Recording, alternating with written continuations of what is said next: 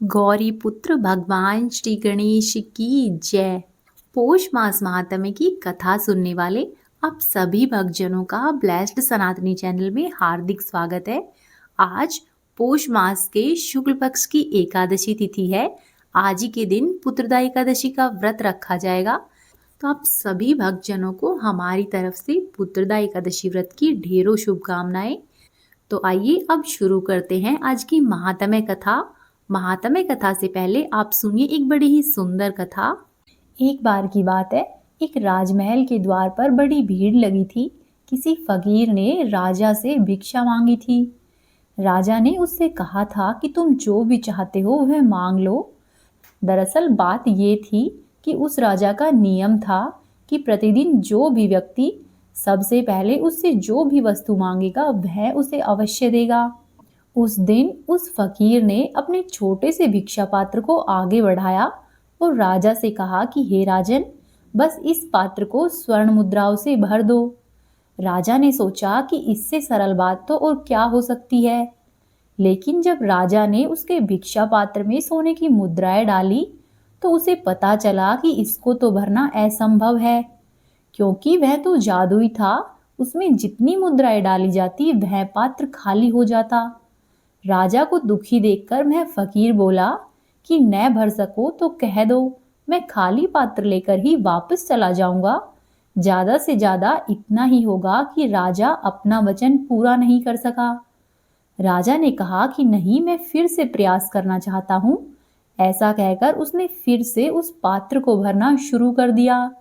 राजा के पास जितना खजाना था उसने सारा उस पात्र में डाल दिया, परंतु वह पात्र नहीं भरा। तब राजा ने उस व्यक्ति से पूछा कि हे भिक्षुक, तुम्हारा यह पात्र कोई साधारण नहीं है।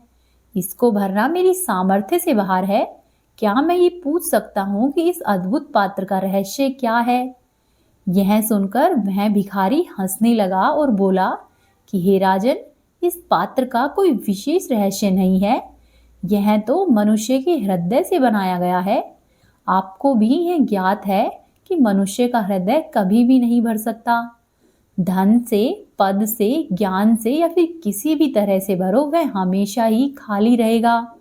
एक चीज मिलने के बाद दूसरी वस्तु की अभिलाषा में लगा रहता है, क्योंकि इन चीजों से भरने के लिए वह बना ही नहीं है। इस सत्य को नहीं जानने के कारण मनुष्य चाहे कितना भी पाले फिर भी वह दरिद्र ही बना रहता है। हृदय की इच्छाएं कुछ भी पाकर शांत ही नहीं होती, क्योंकि हमारा हृदय तो परमात्मा को पाने के लिए ही भरा हुआ है। उसे तो परमात्मा चाहिए। जिस दिन इसमें परमात्मा समा गए उस दिन शांति और संतृप्ति सब कुछ मिल जाएगी। इसीलिए हे राजन, ठीक इसी पात्र की तरह मेरा हृदय, तुम्हारा हृदय और हम सब के हृदय में भगवान के वास करने से ही उसको शांति और संतृप्ति मिलती है। इतना कहकर वह भिक्षुक वहां से चला गया और उस दिन राजा को एक बड़ा सबक मिला। प्रिय भक्तों, यदि किसी से कुछ मांगना है तो प्रभु से प्रभु को ही मांगे। इससे आपको अपने जीवन में असीम शांति और सुख का अनुभव होगा। अब आप सुनिए आज की महात्म्य कथा में आगे का वृतांत। एक दिन की बात है, कुछ ब्राह्मण भगवान गजानन के पास आए और वहां पर आकर उन्होंने सिंदूरासुर की निर्दयता और अधिक क्रूरता की बात भगवान गजानन को बताई।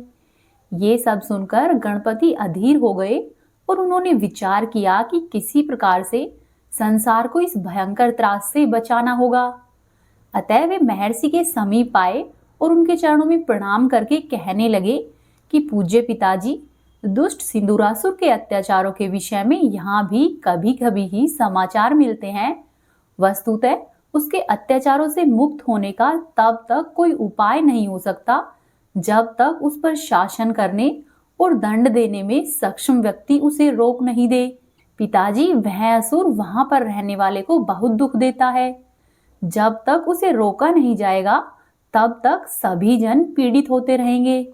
महर्षि अपने लाडले पुत्र का अभिप्राय समझ नहीं पाए। उन्होंने सोचा कि जैसे अन्य सभी लोग सामूहिक चर्चाओं में भाग लिया करते हैं, वैसे ही यह भी ले रहा है। उन्होंने सोचा कि चलो अच्छा है, ऐसी चर्चाओं में भाग लेने से योग्यता बढ़ती है और व्यक्तित्व में भी निखार आता है।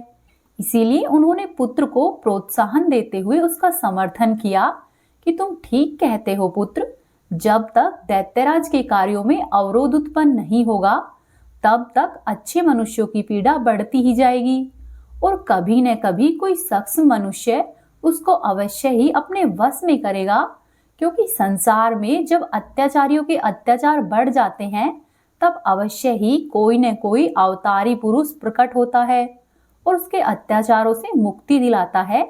तब गजानन ने विनम्रता से कहा कि प्रभु, यदि आप आज्ञा दे तो यह कार्य मैं कर सकता हूँ।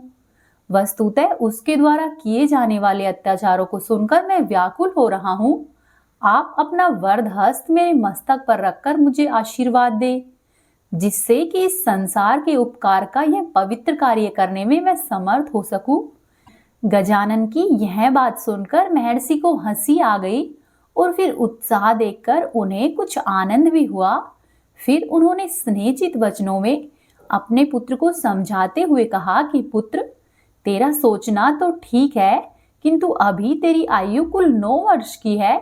बाल सुलभ क्रीड़ा वाला स्वभाव और सुकुमार शरीर धरती पर रहकर चंद्रमा को छूने के कुलावे तो भिड़ सकता है, किंतु वहां पर पहुंच नहीं सकता। फिर आगे महर्षि अपने पुत्र भगवान गजानन को समझाते हैं कि बेटा, सिंदूरासुर विशालकाय है और असीमित बल से संपन्न है। वह ब्रह्मा जी से वरदान प्राप्त होने के कारण अजय भी हो रहा है, इसीलिए उसे तो कोई अत्यंत ही शक्तिशाली और पूर्ण वयस्क पुरुष ही मार सकेगा। महर्षि की ये बातें सुनकर गणपति ने फिर से विनम्र भाव से निवेदन किया कि हे महर्षि, हे मुनिनाथ, आप मेरे परम पूजनीय हैं। आपसे अपने विषय में अधिक कहना उचित नहीं होगा। मैं केवल इतना ही कह सकता हूँ कि असुर का वध मैं अवश्य ही कर डालूंगा। यदि आप मुझे आशीर्वाद दे तो मैं इस कार्य को संपूर्ण करूंगा।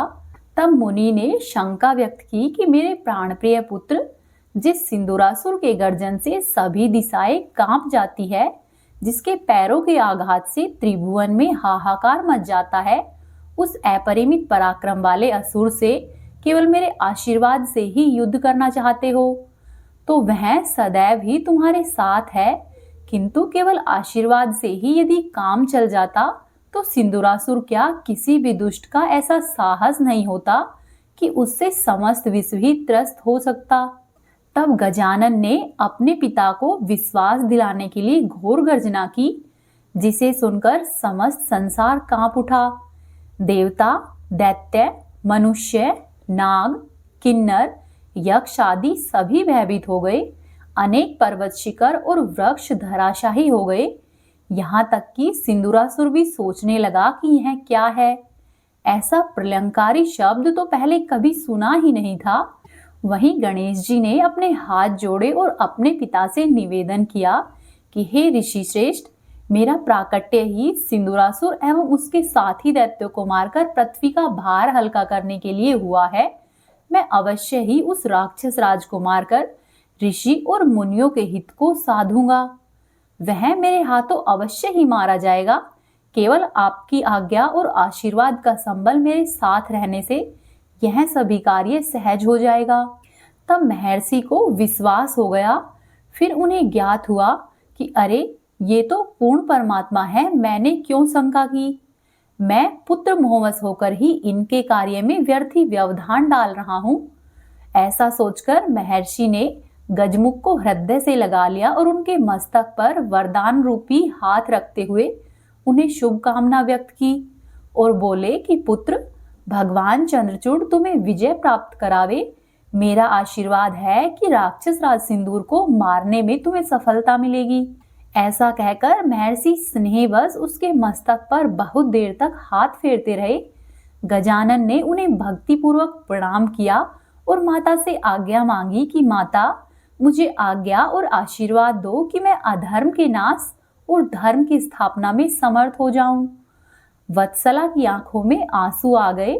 9 वर्ष तक लाड प्यार से पाले हुए पुत्र का वियोग उसे व्याकुल करने लगा।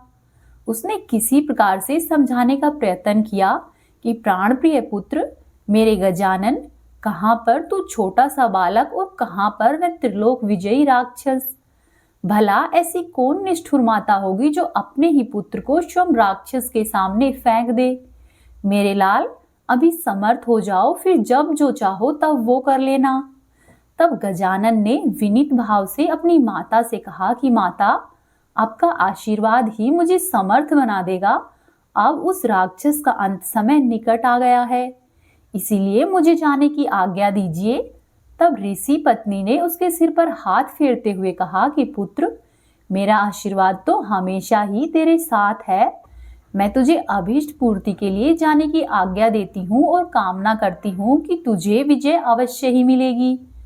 उसके बाद गजानन ने महर्षि पराशर और माता वत्सला को प्रणाम किया और वहां पर जो भी ऋषि समुदाय उपस्थित था उनको भी नमस्कार किया और अपने मूसक पर आरूढ़ होकर चलने लगे। चलते समय भयंकर गर्जना की, जिससे कि तीनों लोग कांप उठे।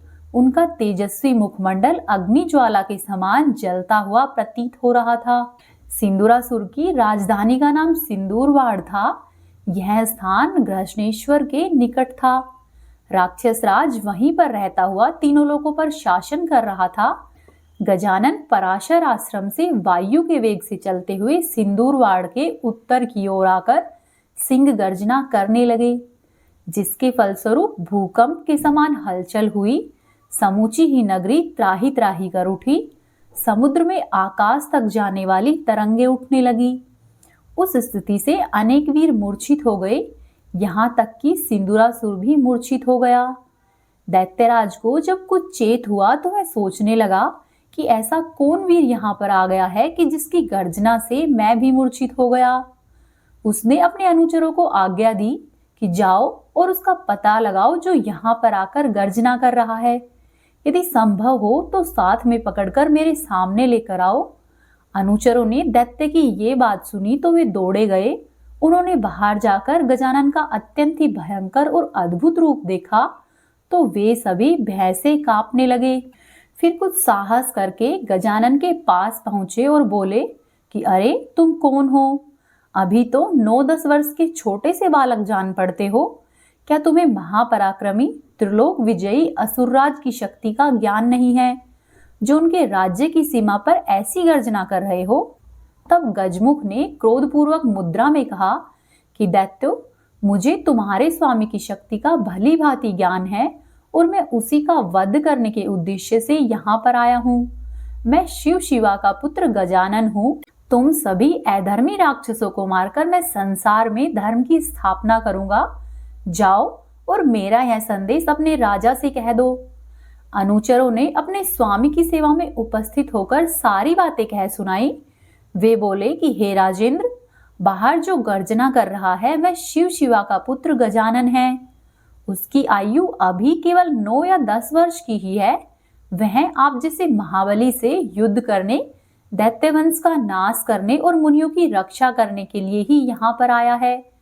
हमें आश्चर्य है कि वह मच्छर के समान मूर्ख बालक आप जैसे अद्वितीय वीर के सामने कैसे टिकेगा। सिंदूर ने अनुचरों से उक्त वाणी सुना तो आकाशवाणी को याद करने लगा, किंतु फिर संभल कर क्रोध करता हुआ उठा और अहंकार पूर्वक बोला कि अरे, वह छोटा सा बालक बात ही बात में मसल डाला जाएगा। उस बेचारे की तो क्या ही बिसात है, जब बड़े बड़े राजा मेरे कारागार में पड़े सड़ रहे हैं। अनेक राजा और देवता अपने अपने प्राणों की रक्षा करने के लिए अलग अलग अरण्यों और गिरी कंदराओं में जाकर छिपे हुए हैं।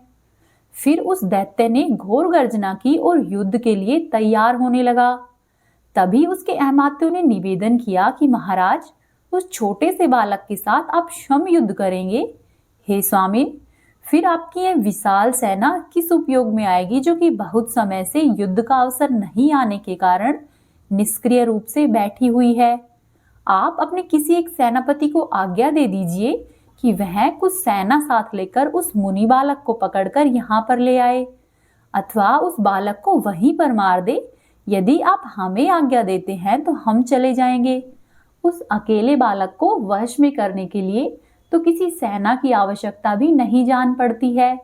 सिंदूर ने अमात्यों के विचार का आदर और वीरता की प्रशंसा की और फिर बोला कि हे वीरो, यद्यपि यह कार्य आप लोगों के द्वारा सहज में ही हो सकता है, किंतु उस अहंकारी और दुराग्रही बालक को मैं अपने हाथों से ही दंड देना चाहता हूँ। इसीलिए मैंने निश्चय किया है कि मैं स्वयं ही वहां पर जाऊंगा। यह कहकर दैत्यराज शीघ्रता से गजानन के सामने जा पहुंचा और बोला कि अरे मूर्ख बालक, तू तो ऐसे गर्जन कर रहा है जैसे तीनों लोगों को खा जाएगा, किंतु तू नहीं जानता है कि मैंने तीनों लोगों को जीत लिया है और ब्रह्मा, विष्णु, शिव इत्यादि सभी देवताओं को वशीभूत कर लिया है। फिर भी तू सुकुमार बालक है, तुझसे युद्ध करना मेरे लिए शोभा की बात नहीं है। अतएव तू जा और अपनी माता की गोद में बैठकर दूध पान कर, व्यर्थ ही विवाद करके अपने प्राणों से क्यों हाथ धोना चाहता है। तब गजानन ने अट्टहास किया और फिर बोले कि हे राक्षस, तू अवश्य ही नीति कुशल प्रतीत होता है, परंतु क्या तू नहीं जानता कि अग्नि की एक सामान्य चिंगारी पूरे नगर को भस्म करने में समर्थ है। मैं अल्प बालक होकर भी 3 लोगों को अकेला ही जीत सकता हूँ। मेरा प्राकट्य समस्त दैत्यों का संहार करके मुनिजनों को स्वच्छंदता पूर्वक विचरण करने के लिए हुआ है। मैं अधर्म का नाश करके धर्म की स्थापना करूंगा। फिर भी मैं तुझे एक प्रतिज्ञा पर छोड़ सकता हूँ कि तू अपने जीवन भर सदाचारी, धर्मरत मुनि ब्राह्मणों का पूजन, सृष्टि के सभी प्राणियों के प्रति दया रखने वाला, न्यायवान और प्रजापालक रहेगा, किसी की हिंसा नहीं करेगा तथा बंदी राजाओं को तुरंत ही मुक्त कर देगा। इस प्रकार की यदि तू प्रतिज्ञा करता है और मेरी शरण में आता है तो मैं तुझे अवश्य ही छोड़ दूंगा, अन्यथा तू अपने अंतिम समय को निकट आया जान। यह कहकर भगवान गजानन ने उस असुर को अपने विराट रूप का दर्शन करवाया। भगवान गजानन का सिर आकाश से जा लगा और चरण पाताल में प्रविष्ट हो गए। 10 दिशाएं कानों से आच्छादित हो गई। विशाल भुजाओं का कहीं भी अंत ही दिखाई नहीं जान पड़ता था। उनके सहस्त्र सिर, सहस्त्र नेत्र, सहस्त्र ही भुजाएं और सहस्त्र चरण थे। उनके शरीर पर दिव्य वस्त्र अलंकार और दिव्य गंध लगी थी। उनका मुखमंडल करोड़ों सूर्यों के समान दमक रहा था। भगवान गजानन के उस रूप को देखकर सिंदूरासुर भौचक्का रह गया और भयभीत होकर पीछे हटने लगा, किंतु तुरंत ही कुछ संभल कर आगे बढ़ा और खड्ग खींचकर उन पर प्रहार करने के लिए तैयार हुआ कि परमात्मा विनायक देव ने उसका गला पकड़ते हुए उच्च स्वर में कहा कि अरे मूर्ख, तू अब भी मेरे दुर्लभ रूप को नहीं जान सका। अब तो तेरा काल आ ही गया है, तो मैं क्या करूं। वे उसके कंठ को अपने वज्र के समान हाथों से भींचने लगे। इस प्रकार से सिंदूरासुर के नेत्र तक बाहर निकल आए, जिह्वा लटक गई और उसके प्राण पखेरु कुछ समय में ही उड़ गए। गजानन भगवान ने उसका लाल रक्त अपने दिव्य शरीर पर लगा लिया। इस कारण से वे सिंदूर प्रिय या फिर सिंदूर वदन नाम से प्रसिद्ध हुए। सिंदूरासुर का वध होते ही भगवान गजानन की जय, इस शब्द का जय घोष होने लगा। देवगणों ने आकाश से पुष्प वर्षा की, अप्सराएं नृत्य गान करने लगी, अनेक प्रकार के सुंदर वाद्ययंत्र बजने लगे। सर्वत्र ही आनंद की लहर दौड़ आई। ब्रह्मा जी के नेतृत्व में समस्त ऋषि मुनि, देवता आदि ने वहां पर अनेक प्रकार के उपहार भेंट करके गणपति जी का षोडशोपचार से पूजन किया और भक्ति पूर्वक उनका स्तवन करने लगे। देवगण बोले कि हे प्रभु, जिनकी महिमा का गान करने में चारों वेद, ब्रह्मा इत्यादि देवगण, मुनिगण इत्यादि भी कुंठित है, वहां हम तो वस्तु ही क्या है। आप इस अखिल विश्व के कर्ता, कार्य, रक्षक एवं पोषक सब कुछ है। संहारक, मोहक और ज्ञानदाता भी आप ही है। नदियां, समुद्र, वृक्ष, पर्वत, समस्त देहधारी वायु, आकाश, पृथ्वी, अग्नि और जल भी आपके ही रूप है। ब्रह्मा, शिव, इंद्र, मरुदण मुनि, गंधर्व, चारण, यक्ष, राक्षस, अप्सरा, किन्नर एवं अन्य समस्त चराचर विश्व आपसे भिन्न नहीं है। हमको आप मोक्ष साधक परमात्मा के प्रत्यक्ष दर्शन हुए हैं, इसीलिए हम सब आज अत्यंत ही सौभाग्यशाली है। हे देव, इस राक्षस के मारे जाने पर सभी देवगण सुखी हो गए हैं।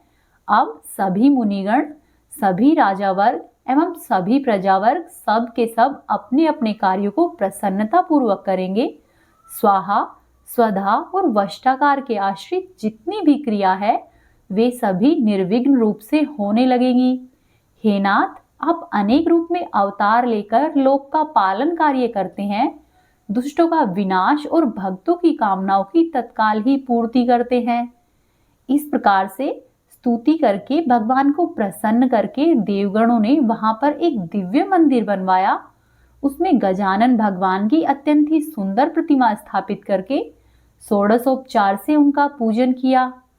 भगवान की उस प्रतिमा के दर्शन मात्र से समस्त पाप दूर हो जाते हैं। उस प्रतिमा का नाम सिंदूरहा विख्यात हुआ तथा वह स्थान राजसदन के नाम से प्रसिद्ध हो गया। भगवान गजानन ने अगला अवतार किस रूप में लिया है और किस रूप से उनकी प्रसिद्धि हुई, यह आप जानेंगे अगले अध्याय में। अब आप सुनिए श्री गजेंद्र मोक्ष स्रोत का पाठ। इसका पाठ करने से मनुष्य के जीवन में जो भी परेशानी चल रही है शीघ्र ही उसे छुटकारा मिल जाता है। साथ ही इसका पाठ प्रतिदिन करने से मनुष्य कर्ज मुक्ति जैसी समस्याओं से भी छुटकारा पा लेता है। गजेंद्र स्रोत में हाथी और मगरमच्छ के साथ हुए एक युद्ध का वर्णन मिलता है। मगरमच्छ गजेंद्र को तालाब के अंदर खींच लेता है और उसके पैर को पकड़ लेता है। तब वह गजेंद्र भगवान श्री हरि विष्णु से अपनी मुक्ति के लिए प्रार्थना करता है। भगवान श्री हरि विष्णु उसकी स्तुति सुनकर प्रसन्न होते हैं और उसे मुक्त कराते हैं। जो भी मनुष्य प्रेम पूर्वक इसका पाठ करता है स्वयं श्री हरि विष्णु उसकी दशों दिशाओं से रक्षा करते हैं। श्री सुखदेव जी ने कहा कि अपनी बुद्धि के अनुसार अपने मन को नियंत्रित करके हृदय को स्थिर करके वह गजेंद्र अपने पिछले जन्म में याद किए गए सर्वोच्च और बार बार जाप किए जाने वाले स्रोत का जाप करने लगा। गजेंद्र ने मन ही मन श्रीहरि का स्मरण करते हुए कहा कि जिनके मात्र प्रवेश करने से ही शरीर और मस्तिष्क चेतन की तरह व्यवहार करने लगता है, ओम द्वारा लक्षित और पूरे शरीर में प्रकृति और पुरुष के रूप में प्रवेश करने वाले उस सर्वशक्तिमान देवता को मैं मन ही मन नमस्कार करता हूँ। वो जिनके सहारे संपूर्ण संसार टिका हुआ है, जिनसे ये संपूर्ण संसार अवतीर्ण हुआ है, जिन्होंने इस प्रकृति की रचना की है, जो खुद उसी रूप में प्रकट है, लेकिन इसके बावजूद भी वो इस प्रकृति से सर्वोपरि और सर्वश्रेष्ठ है। ऐसे अपने आप और बिना किसी कारण के भगवान की मैं शरण लेता हूँ। अपनी संकल्प शक्ति के बल पर अपने ही स्वरूप में रचित और सृष्टि काल में प्रकट व प्रलय काल में अप्रकट रहने वाले और इस शास्त्र प्रसिद्धि प्राप्त कार्य कारण रूपी संसार को, जो बिना कुंठित दृष्टि के साक्ष्य रूप में देखते रहने पर भी उसमें लिप्त नहीं होते हैं, चक्षु आदि प्रकाशकों के भी परम प्रकाशक प्रभु है, उन प्रभु को मैं नमस्कार करता हूँ। बीतते समय के साथ तीनों लोकों और ब्रह्मादि लोकपालों के पंचभूत में प्रवेश कर जाने पर और पंचभूतों से लेकर महत्वपूर्ण सभी कारणों के उनकी परम करुणा स्वरूपा प्रकृति में मगन हो जाने पर उस समय दुर्जय और घोर अंडाकार रूपेण प्रकृति ही बच रही थी। उस अंधकार से परे अपने परम धाम में जो भी सर्वव्यापी भगवान सभी दिशाओं में अपने ही तेज से प्रकाशित है, वे ईश्वर मेरी रक्षा करे। विभिन्न नाट्य रूपों में अभिनय करने वाले और उस अभिनेता के वास्तविक स्वरूप को जिस प्रकार से साधारण लोग नहीं पहचान पाते हैं, उसी तरह से सत्व प्रधान देवता और महर्षि भी जिनके स्वरूप को नहीं जान पाते, ऐसे में कोई साधारण जीव उनका वर्णन कैसे कर सकता है। ऐसे दुर्गम चरित्र वाले देवता मेरी रक्षा करे। अशक्ति से मुक्ति, सभी प्राणियों में आत्मबुद्धि प्रदान करने वाले, सबके बिना कारण हित और अतिशय साधु स्वभाव वाले ऋषि मुनिजन, जिनके परम स्वरूप को देखने के लिए आसक्ति से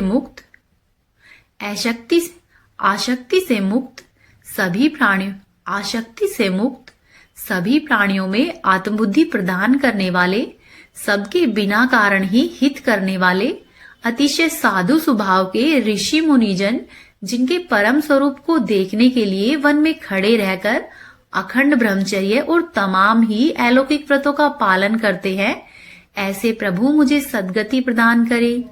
वो जिनका हमारी भांति न तो जन्म होता है और न ही जिनमें अहंकार है, जिनके निर्गुण रूप का ना तो कोई नाम है और ना ही कोई रूप है। इसके बावजूद भी वो समय के साथ इस संसार की सृष्टि और प्रलय के लिए अपनी इच्छा से जन्म स्वीकार करते हैं। ऐसे प्रभु को मेरा बारंबार प्रणाम है। वो प्रभु मेरी रक्षा करे। उस अनंत शक्ति वाले परब्रह्म परमेश्वर को मेरा नमस्कार है। उस प्राकृत, आकार रहित और अनेक रूप वाले अद्भुत भगवान को मेरा नमस्कार है। स्वयं प्रकाश और सभी साक्ष्य परमेश्वर को मेरा सत सत नमन है। वैसे देव जो मन, वाणी और चित्तवृत्तियों से भी परे है, उन्हें मेरा नमस्कार है। विवेक से परिपूर्ण पुरुष के द्वारा सभी सत्व गुणों से पूर्ण, निवृत्त धर्म के आचरण से मिलने योग्य, मोक्ष सुख की अनुभूति रूपी प्रभु है, उनको मेरा नमन है। अपने सभी गुणों को स्वीकार कर, शांत रजोगुण को स्वीकार करके अत्यंत और तमोगुण को अपनाकर मूढ़ से जाने जाने वाले, बिना भेद के और हमेशा ही सद्भाव से पूर्ण ज्ञान धनी प्रभु, आपको मेरा नमस्कार है। शरीर के इंद्रिय आदि के समुदाय रूप और सभी पिंडों के ज्ञाता, सब के स्वामी और साक्षी स्वरूप देव, आपको मेरा नमस्कार है। सभी के अंतर्यामी, प्रकृति के परम कारण, लेकिन खुद बिना कारण के भी जो प्रभु है, उनको मेरा नमस्कार है। सभी इंद्रियों और उनके विषयों को जानकर सभी प्रतीतियों के कारण रूप, संपूर्ण जड़ प्रपंच और सबकी मूलभूता अविद्या के द्वारा जो सूचित होते हैं और सभी विषयों में अविद्या रूप से भासने वाले देव को मेरा प्रणाम है। सबके कारण, लेकिन खुद बिना कारण के होने पर भी बिना किसी परिणाम होने की वजह से अन्य कारणों से विलक्षण कारण, आपको मेरा बारंबार प्रणाम है। सभी वेदों और शास्त्रों के परम तात्पर्य, मोक्ष रूपी और श्रेष्ठ पुरुषों की परम गति देवता, आपको मेरा नमस्कार है। वो जो त्रिगुण रूपों में छिपी हुई ज्ञान रूपी अग्नि है, उन गुणों में हलचल होने पर जिनके मन और मस्तिष्क में संसार को रचने की प्रकृति उत्पन्न हो उठती है और आत्मा तत्व की भावना के द्वारा विधि निषेध रूपी शास्त्र से भी ऊपर उठे हुए महात्मा और महाज्ञानियों में जो खुद ही प्रकाशित हो रहे हैं, ऐसे ईश्वर को मेरा नमन है। मेरे जैसे शरणागत और पशु के समान जीवों की अविद्या रूप फांसी को हमेशा के लिए ही पूर्ण रूप से काट देने वाले, परम दयालु और दया दिखाने में कभी भी आलस्य नहीं करने वाले, नित्य ही मुक्ति प्रदान करने वाले प्रभु को मेरा नमन है। अपने अंश से सभी जीवों के मन में अंतर्यामी रूप से विद्यमान रहने वाले सर्वनियंता अनंत परमात्मा, आपको मेरा प्रणाम है। शरीर, पुत्र, मित्र, घर और संपत्ति सहित कुटुंबियों में अशक्त लोगों के द्वारा कठिनाई से मिलने वाले और मुक्त पुरुषों के द्वारा अपने हृदय में निरंतर ही चिंतित और ज्ञान स्वरूप जो सर्वसमर्थ ईश्वर है, उनको मेरा नमस्कार है। वो जिन्हें धर्म, अभिलाषित भोग, धन और मोक्ष की कामना से मनन करने वाले लोग अपनी मनचाही इच्छा पूर्ण कर लेते हैं, अपितु उन्हें विभिन्न प्रकार के अयाचित भोग और अविनाशी पार्षद शरीर भी देते हैं, वैसे अत्यंत ही दयालु प्रभु मुझे इस विपदा से हमेशा के लिए बाहर निकाले।